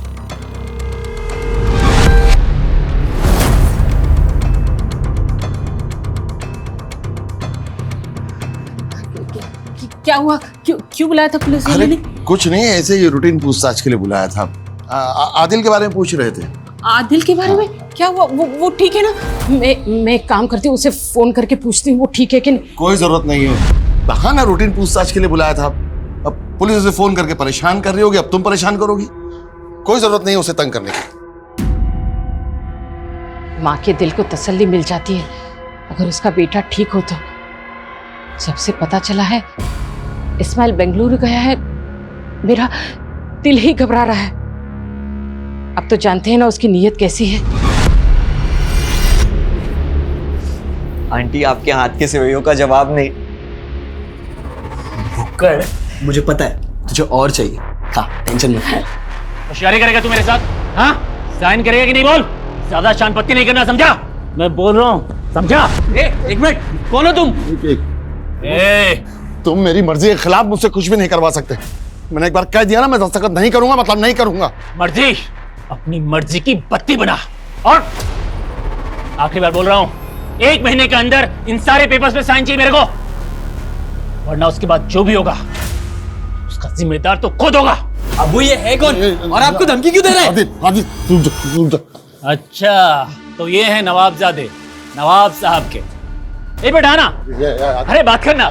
चल अंदर जाओ तुम लोग, तो अंदर जाओ, आजा। अंदर जाओ, बाहर नहीं आना तुम लोग।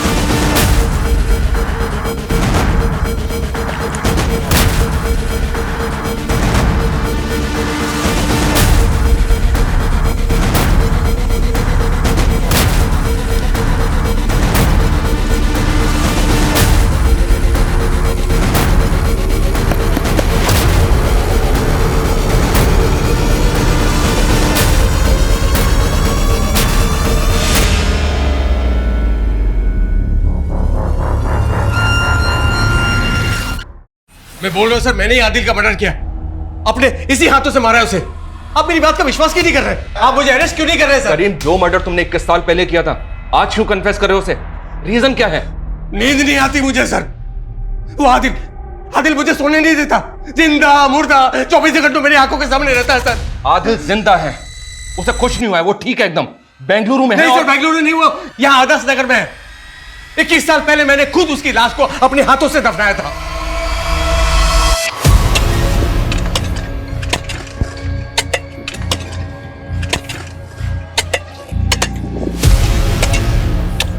सर ये सब आपको अजीब नहीं लग रहा है?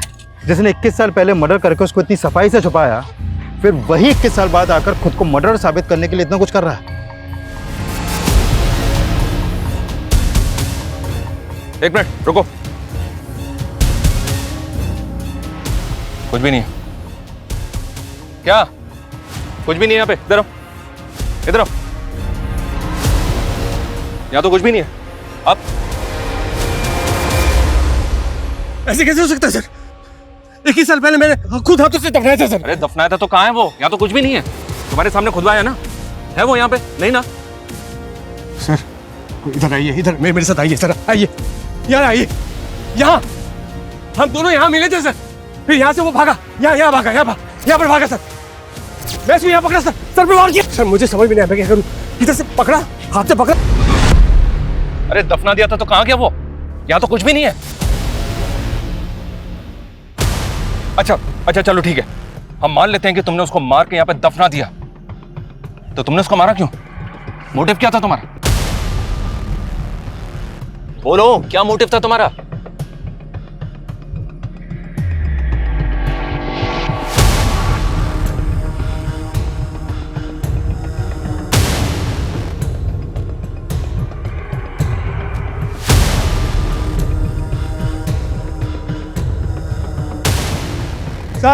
सर इधर आओ, नहीं सर उधर नहीं, लाश को मैं खींच के यहाँ दफनाया था सर। क्या ये सब? कभी बोलते हो इधर दफनाया था, कभी बोलते हो उधर दफनाया था। नहीं सर, मैं गलती हो गई सर, वो उधर नहीं सर, इधर दफनाया था। लाश को खींच के मैं इधर लाया था। भाई साहब, हाँ इधर आओ, इधर खोदो, मिल जाएगा। नादिया मेरी बात सुनो, नादिया प्लीज रुक जाओ। रुस्तम, तुम्हें जेल जाने का शौक होगा, मुझे नहीं है। और तुम्हारे भाई का ये जुनून ना अब मुझसे बर्दाश्त नहीं होता। नादिया वो बीमार है। वो बीमार नहीं, उसका दिमाग खराब है। तुम्हें समझ नहीं आता क्या? मैं अपने घर जा रही हूँ अब्बा के यहाँ पर, और तुम्हारे सर से जब ये तलवार हट जाएगी ना, तो मुझे बुला लेना, मैं आ जाऊंगी। नादिया सर मैं बता रहा हूँ, जवाब देना भारी पड़ जाएगा। मजाक बन के रह जाएंगे कि सर फिरे की बातों में आकर पुलिस वालों ने अपना समय और रिसोर्सेज दोनों बर्बाद कर दिया। पता नहीं क्यों पर मुझे उसकी बातों में कुछ तो सच्चाई नजर आ रही है। वो इतने यकीन से जो बोल रहा है। कुछ तो क्या, अगर तबीयत से तोड़ेंगे ना तो पूरी सच्चाई बोल देगा वो, सही बता रहा हूँ मैं। लेकिन ये आंदोलन वाले, इतनी सारी संस्थाएं, फिर वो बखेड़ा खड़ा कर देंगे। मुझे समझ में नहीं आ रहा सर कि आदिल फोन क्यों नहीं उठा रहा। मैं एक काम करता हूँ, दोबारा मिला के देखता हूँ अभी उससे। मिलाओ। The number you are trying to call is currently busy. Please try again later. नहीं उठा रहा सर। एक काम करो, उसको मैसेज छोड़ो, कभी तो देखेगा। ठीक है सर। लेकिन सर मुझे लगता है कि हमें आदिल के परिवार वालों से फिर से मिलना चाहिए, फिर से खुल के बात करनी चाहिए। कहीं से कुछ तो मिलेगा। मैं बात तो करनी चाहिए, पर बोलेंगे क्या उन्हें? एक आदमी क्लेम कर रहा है कि 21 साल पहले उसने उनके बेटे को मार के कहीं गाड़ दिया, जबकि वो बेंगलुरु में सही सलामत है। मजाक उड़ाएंगे हमारा।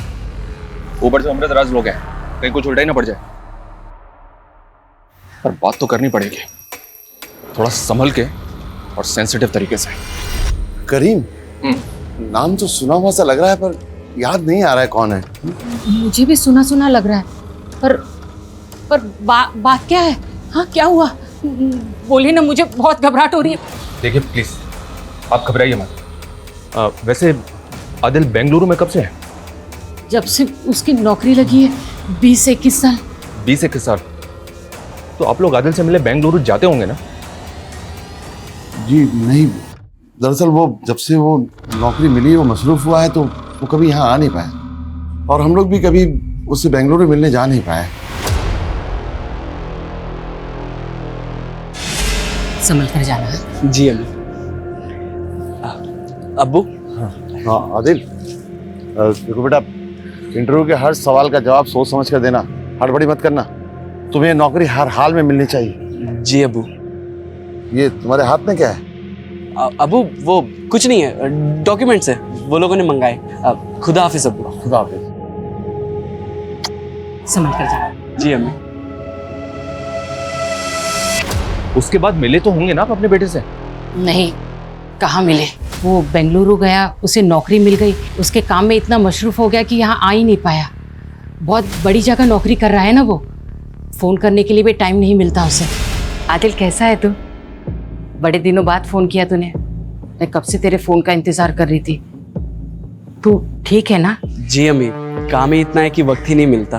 12-12 घंटे काम करो, फिर घर जाकर सफाई, खाना, कपड़े सब खुद ही को करना पड़ता है। फिर वो बेंगलुरु का ही होके रह गया। तो मतलब आपने अपने बेटे को 20 साल पहले देखा था और उसके बाद से आप अपने बेटे से मिले ही नहीं? नहीं, कभी कभार फोन पे बात होती है, उसका निकाह भी हो गया, अब उसे एक बच्चा भी है। पर आप लोग ये सब क्यों पूछ रहे हैं? वो ठीक तो है ना? हाँ हाँ ठीक है, खुश है, क्या होगा उसे? आप लोग क्यों खामखा उल्टे से सवाल जवाब करके हमें परेशान कर रहे हैं? प्लीज जाइए आप। अरे लेकिन बात, प्लीज जाइए, प्लीज प्लीज जाइए यहाँ से।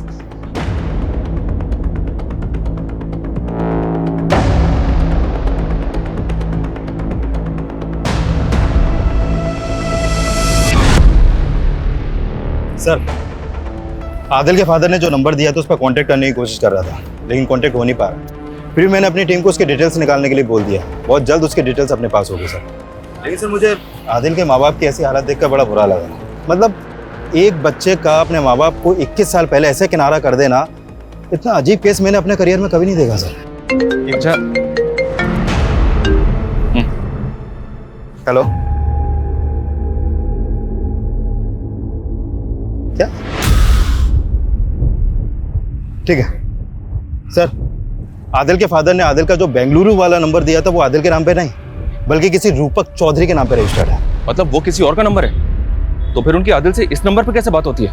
और सर, ये नंबर पिछले 5 सालों से रूपक चौधरी के नाम पे रजिस्टर्ड है, आदिल के नाम पे कुछ था ही नहीं सर। और उनका तो कहना है कि उनकी हर दूसरे दिन आदिल से फोन पे बात होती है। आखिर कौन है जो हमें गुमराह कर रहा है, जमाल या करीम, या फिर दोनों? पर क्यों? और ये आदिल है कहाँ? तो हो सकता है आदिल जिस तरह से 21 साल पहले अपने माँ बाप को छोड़ के गया, एक बार भी मिलने नहीं आया उनसे, तो शायद फोन पे भी बात नहीं होती होगी। लेकिन उसके माँ बाप बेचारे ये सदमा सह नहीं पाए और ये भ्रम पाल के बैठे हैं कि उनके बेटे से हर दूसरे दिन बात होती है। जो भी है पता तो करना होगा। और 21 साल पहले ही सही, आदिल का कोई तो बेस्ट फ्रेंड होगा जो शायद आज भी उसके साथ टच में हो और वो जानता हो कि आदिल कहाँ है। और ये भी पता करो कि आदिल के अपने माँ बाप के साथ रिलेशन कैसे थे। आखिर ऐसा क्या हुआ था कि जो नौकरी लगने के 21 साल बाद भी एक बेटे ने अपने माँ बाप की खबर तक नहीं ली?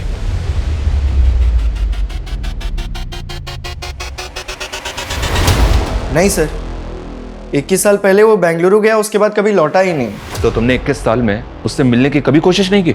अंकल आंटी ने उसका नया बेंगलुरु का नंबर दिया था, पर वो रॉन्ग निकला। मैंने कई सोशल मीडिया पे भी उसे ढूंढने की कोशिश की, पर वो कहीं मिला नहीं। तुम आदिल के दोस्त करीम को जानते हो? नहीं। अच्छा, बेंगलुरु जाने से पहले आदिल के साथ क्या कुछ ऐसा हुआ था जिसकी वजह से वो सबके साथ कांटेक्ट तोड़ सकता है? हाँ। Myra, I love you. क्या है आदिल? मायरा, ये क्या कर रही हो? तुम्हें पता है तुम मेरे लिए बहुत लकी हो। तुम मिली, मुझे डिग्री मिल गई। आदिल क्या बकवास कर रहे हो तुम? बकवास? मायरा, मैं तुम्हें अपनी फीलिंग बता रहा हूँ, तुम मेरे दिल को। Shut up Adil. ओ भाई, दूर रहो मुझसे, और खबरदार अगर मुझसे कांटेक्ट करने की भी कोशिश की तो।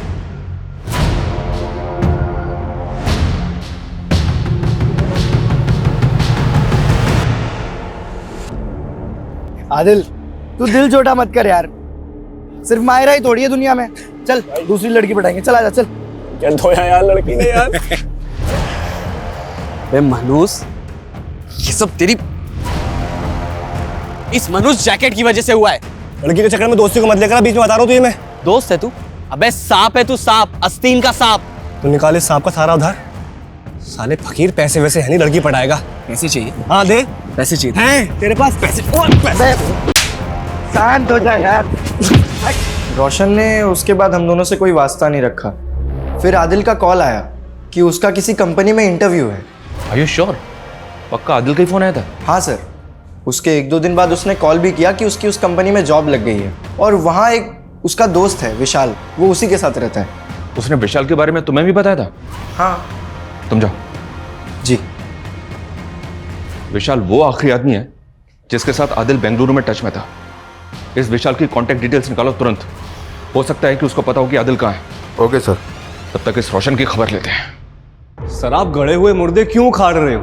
वो बचपना था, झगड़ा हुआ, खत्म हुआ। खत्म हुआ नहीं ना, बाकी का हिसाब तो तुम बाद में करने वाले थे। हिसाब किससे करवाया? खुद किया या किसी से करवाया?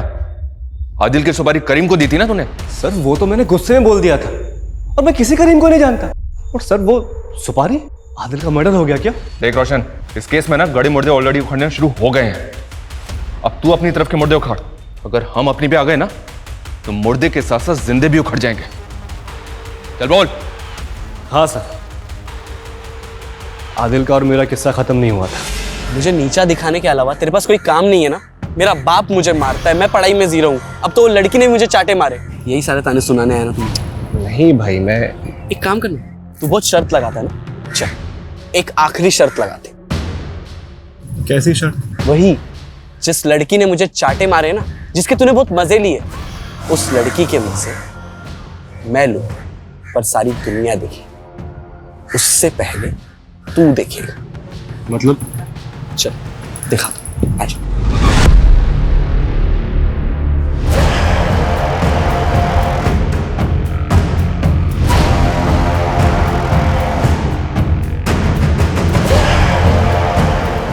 ओए, कौन है तू? यहाँ क्या कर रहा है? मैं तुझे जिंदा नहीं छोड़ा। मेरी बेटी के उसमें क्या कर रहा था तू?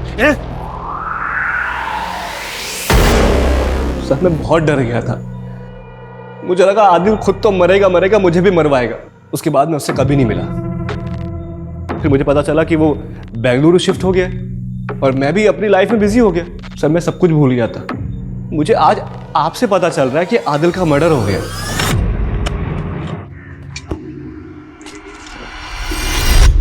सर हो सकता है माहिरा के फादर ने आदिल के साथ कुछ किया हो, जिसकी वजह से वो आज तक गायब है। पॉसिबल है कुमार, पता लगाओ। अगर माहिरा और उसके बाप का आदिल के गायब होने में कोई हाथ है तो। Okay sir.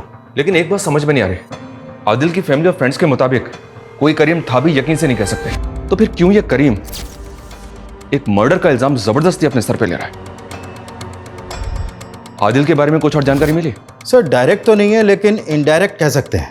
एक्चुअली आदिल के फादर के पास काफ़ी ज़मीन थी जो उन्होंने अपने छोटे भाई के नाम ट्रांसफ़र कर दी। अब उनके पास सिर्फ वो एक घर ही बचा है जहाँ पर वो अभी रहते हैं। क्यों?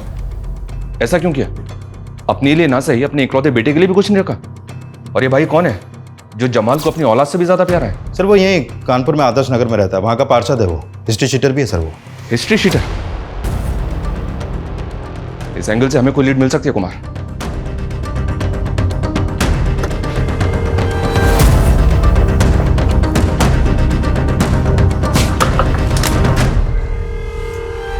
इस्माइल जी। कमाल का इत्तेफाक है ना, इधर आदिल बेंगलुरु गया और उधर जमाल ने अपनी सारी प्रॉपर्टी आपके नाम लिख दी। वही प्रॉपर्टी जिसके लिए कई बार झगड़ा भी हो चुका था। झगड़ा नहीं हुआ था, हाँ बहस जरूर हुई थी। और फिर जो चीज मेरी थी वो तो उसे वापस करनी थी। आप लोग समझे नहीं, दरअसल वो बुढ़ा मेरे बाप की नाजायज औलाद है और नाजायज तरीके से उसने सब कुछ हासिल किया था और फिर मैंने अपने जायज तरीके अपनाए हैं और जो चीज मेरी थी उसे वापस हासिल कर लिया। इसमें गलत क्या है? अभी तक आदिल के बारे में जितनी भी जानकारी मिली है उससे तो यही लगता है कि अगर सचमुच उसका मर्डर हुआ है तो मर्डर का मोटिव बहुत लोगों के पास है। माहिरा का बाप रोशन, आदिल का खुद का बाप, जबकि मर्डर करीम कबूल कर रहा है। पर वो ऐसा क्यों कर रहा है? उसका तो कुछ मोटिव भी नजर नहीं आ रहा है। पर जो भी हो, अब इन सब लोगों से साफ साफ बात करने का वक्त आ गया है।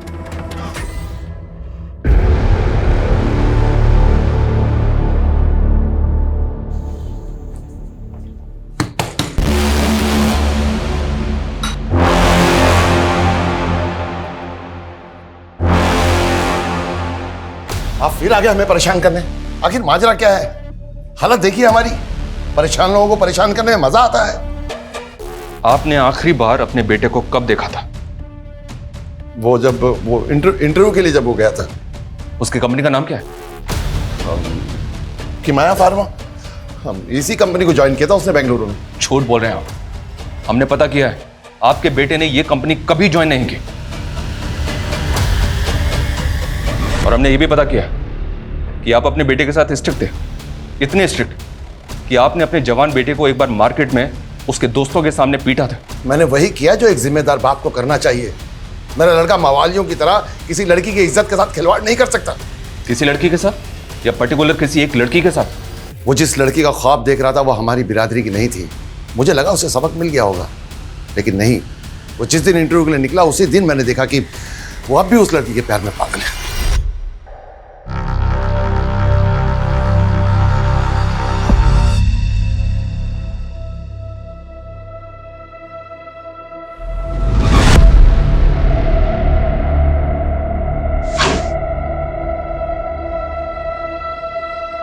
क्या आपको कुछ चाहिए क्या? क्या हुआ? ये क्या है? लो देखो, लव लेटर लिखा है तुम्हारे शहजादे ने, और वो भी उसी लड़की को जिसके लिए मैंने मना किया था कि हमारी बिरादरी की नहीं है। आने दो आज उसे, ऐसा सबक सिखाऊंगा कि आशिकी जिंदगी भर सर पे से उतर जाएगी। वो उस दिन ऐसा गया कि वापस ही नहीं लौटा। तो और क्या करता वो? कभी आपने उसे अपनी मर्जी से सांस तक लेने नहीं दी, इसलिए जैसे ही आजाद हुआ ना, उसने हमसे रिश्ते नाते सब तोड़ दिए और बेंगलुरु में अपनी नई दुनिया बना ली। अच्छा ही हुआ, कम से कम कोई तो खुश है।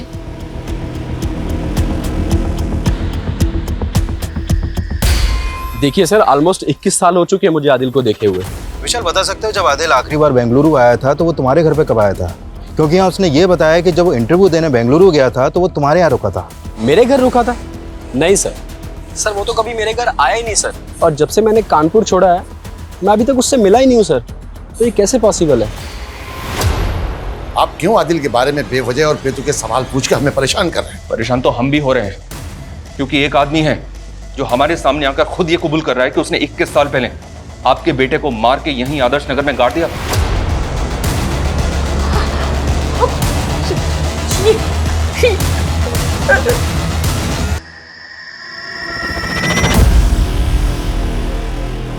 नहीं नहीं, ये झूठ है, ऐसा नहीं हो सकता।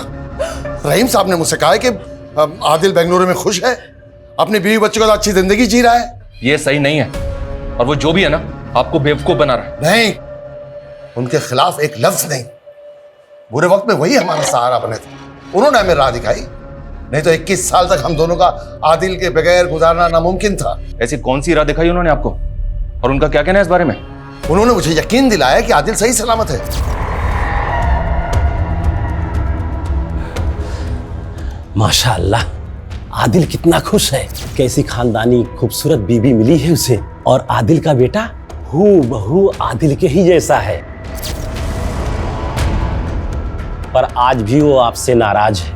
अगर फिर उसकी जिंदगी में आप आए तो उसकी खुशियों में खलल पैदा होगा। वो जहां है उसे वहीं रहने दो।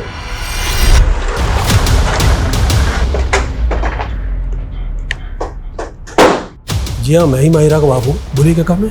आदिल को तो जानते हैं ना आप, जिसे आपने 21 साल पहले अपनी बेटी माहिरा का वीडियो बनाते हुए पकड़ा था? हाँ याद है, उसको कैसे भूल सकता हूँ मैं? ओए, कौन है मैं? तू यहाँ क्या कर रहा है? मैं तुझे जिंदा नहीं छोड़ा। मेरी बेटी को उसमें क्या कर रहा था तू? तो फिर आपने अपनी धमकी को सच साबित कर दिया और आदिल को जान से मार दिया है ना? मैं तो उसको उसी दिन मार देता अगर वो बचकर नहीं भागता। आपकी बेटी माहिरा कहाँ अभी? मेरी बेटी माहिरा 1 साल पहले रुखसत हो गई है। हम इतने में ही सब्र करके खुश थे कि आदिल जहां है खुश है, और आज आप बता रहे हैं कि 21 साल पहले किसी करीम नाम के इंसान ने आदिल का कत्ल कर दिया। कौन है ये करीम? फोटो देखो, ये है करीम। ये उसकी अभी की फोटो है, और ये 20 साल पहले की फोटो है। जानते हैं आप ऐसे?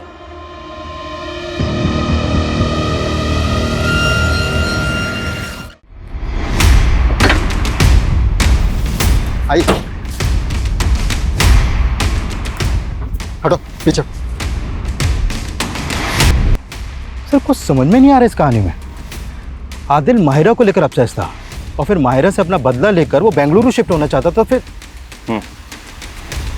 जबकि कोई और भी था जो आदिल से ऑब्सेस था, और जो नहीं चाहता था कि आदिल कानपुर छोड़कर बेंगलुरु जाए।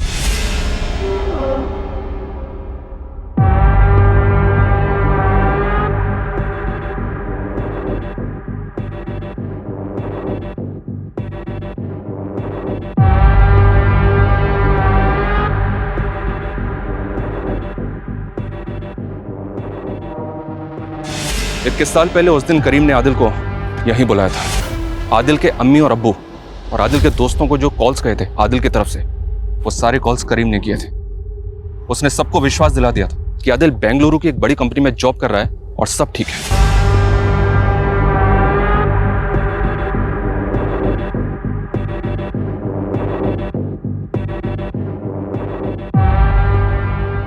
लेकिन आदिल मरने के बाद भी उसको हॉन्ट करता रहा।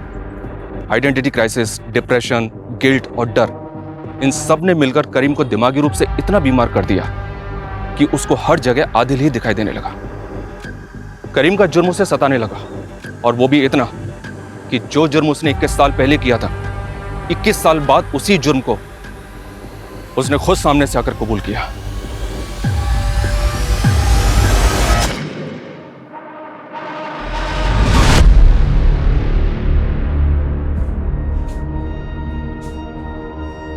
क्यों? जब इतने साल नहीं कबूला तो अब क्यों? हम इसी भरम में खुश थे कि हमारा बेटा कहीं पर है अपने परिवार के साथ, और इसी भरम में हम इस दुनिया से रुखसत हो जाते, लेकिन तूने हमसे हमारा ये भरम भी झेल लिया है।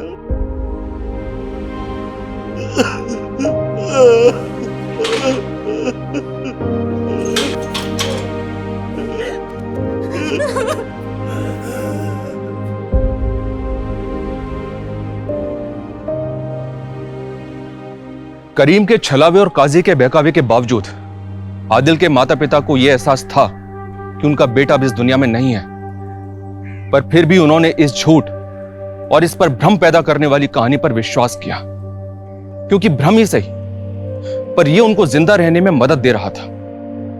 वो ये जानना ही नहीं चाहते थे कि उनका बेटा 21 साल से है कहां, ये क्या हुआ है उसके साथ, वो है भी या नहीं, क्योंकि जिस दिन उसका ना होना सुनिश्चित हो जाता, ये झूठ ही सही, भ्रम ही सही, उनकी ये उम्मीद हमेशा हमेशा के लिए टूट जाती कि उनका बेटा कभी घर वापस नहीं आएगा।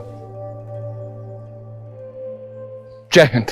क्राइम पेट्रोल के ऐसे ही मजेदार एपिसोड्स देखने के लिए हमारे चैनल को सब्सक्राइब करें